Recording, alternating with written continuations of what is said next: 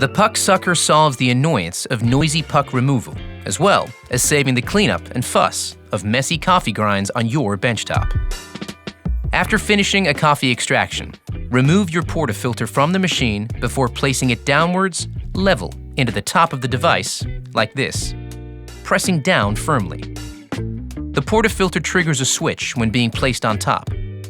By creating an airtight seal between the portafilter and the puck sucker, a vacuum will start to build, which will then quietly and cleanly extract the coffee puck in one swift action. Be careful to avoid moving the portafilter, as this can affect the build of the vacuum. Once the puck sucker has reached capacity of approximately 10 to 12 pucks, simply pop the top out to remove and dispose of the used coffee. Cleaning is easy too. Simply wipe the lid with a clean, damp cloth and place the container in a dishwasher or wash with warm, soapy water.